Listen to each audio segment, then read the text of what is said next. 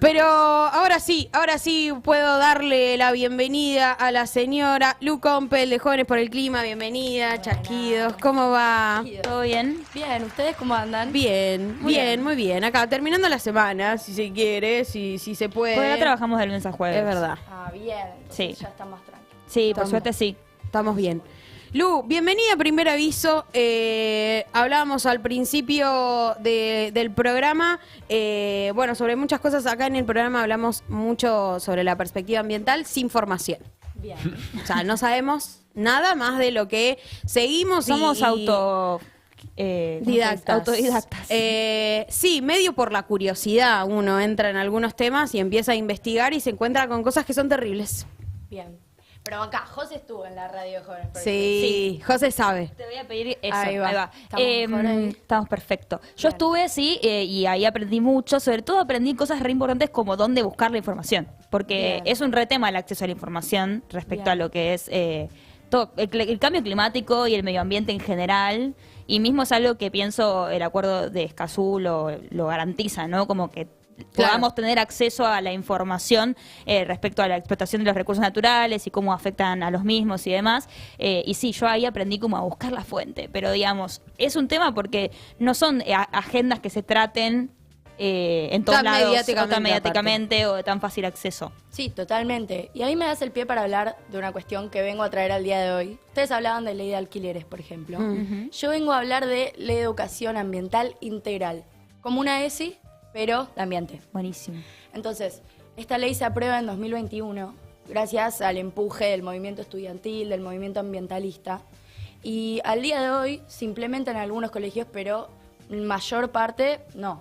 Claro. Hay muchos colegios que no tienen acceso a esa ¿Tenemos información. una ley de educación ambiental y no lo sabemos? Y no lo saben. Claro, yo sí, enterándome hace 2 días de esto. Ok, verdaderamente. lindo. Bueno, sí.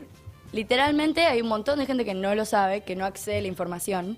Y sabemos que para combatir la crisis climática, enfrentar esta cuestión, tenemos que tener información. Total. Tenemos que aprender algo, por lo menos, para poder entender qué hacer.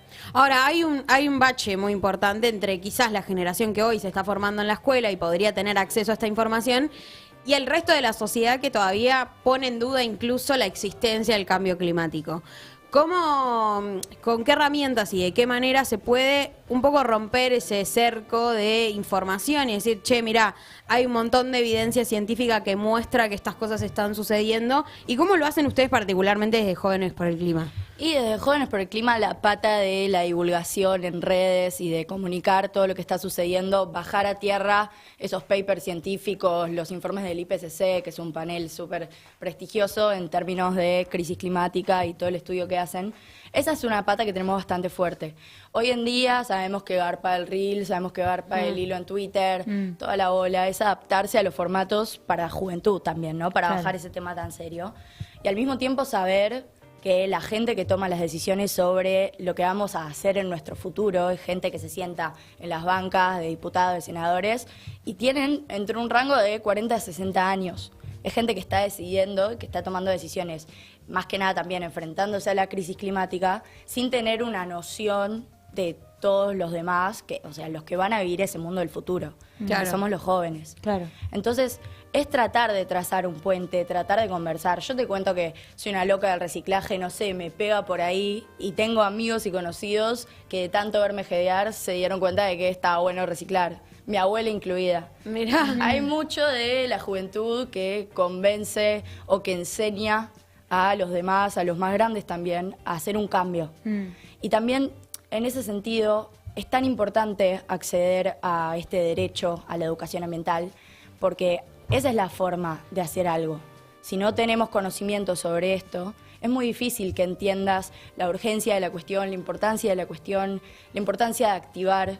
Entonces, por eso hay que promover que se cumpla esta ley de educación ambiental integral, que incluya a la juventud, porque el movimiento ambiental en el mundo globalmente no podría concebirse como tal sin el empuje de la juventud. Ahora, ¿qué elementos garantiza la ley, no? O sea, además de, por ejemplo, enseñar a reciclar o a hacer un compost, que no sé igual si es lo que propone la ley en sí mismo, pero digo, ¿qué otros puntos exige, no sé, en lo que es la ESI hay unos temas, digamos, que sí o sí se tienen que abordar en los espacios de las aulas? ¿Cuál es el plan de esta ley? ¿Qué propone? Es re interesante esta ley, yo me puse a leerla un poco para algo que les voy a contar en un rato, pero lo que promueve son un montón de aristas distintas, con una mirada interseccional y transversal en términos de educación, que es súper interesante, porque promueve igualdad de género, la inclusión de la cosmovisión indígena y de los pueblos originarios, la preservación de la naturaleza, una conciencia de nuestro entorno, de la sostenibilidad, un montón de cosas. Es súper valiosa la ley, tiene un montón de herramientas. Sí. Ahora, hay como, viste que pasaba con la ESI también, y en el contexto de crisis económica que está viviendo la Argentina, se habla mucho del ambientalismo como una militancia que no es tan importante, ¿no? Como si se pudiera poner en jerarquías y decir, mira, no, lo que nosotros tenemos que hacer es generar dólares y la verdad que gastar plata y aumentar el gasto público para enseñar a los chicos a reciclar es una pérdida de tiempo y de dinero que no nos podemos permitir. ¿Qué hay de cierto en todo eso? Mentira. Mentira. ¿Cómo vamos a separar la crisis climática de cuestiones que están vinculadas a la economía si vimos una sequía este año, que es la principal causa de muchos de los problemas que tenemos al día de hoy? Si vemos que, por ejemplo, el lunes y el martes fueron los días más calurosos a nivel mundial desde que se tomó registro. En Buenos Aires, en Cava más que nada, hicieron 21 grados en pleno invierno. Ahí nos damos cuenta. También se puede ver que el nivel de los glaciares bajó a su punto mínimo, que los mares se calientan, la marea aumenta. Hay un impacto en todo el mundo, pero también en Argentina, sabiendo que somos un país periférico y con muchas menos herramientas que los países del norte. Es súper importante saber que cuando se venga esto, que se está viniendo, no es el futuro. Estamos viviendo ahora. Estamos viviendo ahora. Presente. Vamos a pagar mucho más ese costo de ese problema que se generó afuera. Y ahí tengo un contraargumento que se escucha mucho también, que es como, bueno, si efectivamente los responsables de la crisis climática, o los mayores responsables, son los países del norte global, ¿por qué nosotros tenemos que pagar los costos de mitigar, la adaptación para mitigar el cambio climático? Exacto. No sé si todos saben lo que es mitigación y adaptación, si no cuento más o menos. Mitigación tiene que ver con reducir las causas del cambio climático, que es una cuestión netamente de emisiones de gases de efecto invernadero, porque eso hace que aumente la temperatura sobre la superficie de la Tierra. Cuando entra el sol. Generar menos gases. Claro. Exacto. Entonces, reducir esa emisión de gases para tratar de no contribuir a este tema. Y después adaptarse, valga la redundancia, es adaptarse, o sea, ver qué políticas públicas podemos tomar, qué medidas podemos tomar, por ejemplo, regenerar ecosistemas, o por ejemplo, ver cómo planificamos. Antes ustedes decían, los espacios verdes son claves para enfrentar una ola de calor. ¿Qué pasa si vos enfrentás una ola de calor en una casa de chapa, donde no tenés agua, donde no pero tenés eso es recursos? Importante que lo destaquemos, porque ya estoy viendo que se pelean en el chat, es una agenda que genera muchas opiniones variadas, pero igual, digo, el cambio climático afecta principalmente a las personas de menor estrato social. Sí, 100%, porque además hay dos dimensiones. Podemos tener la dimensión internacional de los países latinoamericanos o del sur global enfrentan estas consecuencias cuando son los menos responsables. Si los responsables son los del norte global, los del sur van a pagar las consecuencias en otra Pero no puedes manera. ponerle límites a los impactos ambientales. Digo, como si hay una sequía, no es que puedes decir, che, pará, mirá, este país geográficamente termina acá, nosotros no emitimos tanto, no va a llegar la sequía. No, 100%. Claro. Llegan los impactos, no hay otra, porque te estás comiendo el garrón de un problema que generaron otros. Claro. Y no solo eso a dimensión internacional, sino que dentro de Argentina sabemos que hay un puñado de personas que van a tener un montón de herramientas para enfrentar todo esto, desde aire acondicionado, agua, un espacio verde cerca de su casa, posibilidad de ir a hacer actividades recreativas a un campo o un espacio verde que está buenísimo. Y hay otro sector que va a vivir en un barrio con las calles tan estrechas que cuando tengan una emergencia de salud no va a poder pasar una ambulancia, que van a tener un techo de chapa, que van a tener una situación mucho más complicada. Pero lo que quería retomar, si me dejan, Por supuesto. esta cuestión del acceso a esta información. Yo ahora estoy contando estas cosas, Yo cuando estaba en la primaria, secundaria, no sabía nada ni de reciclaje, ni de conciencia del ambiente, del territorio, de estas dimensiones y cómo la geopolítica se superpone con el ambientalismo. No tenía herramientas, no te podía explicar lo que era mitigación y adaptación, no te podía explicar un montón de cosas. Y me fui formando medio a los tumbos, pero bueno, ahí lo conseguimos.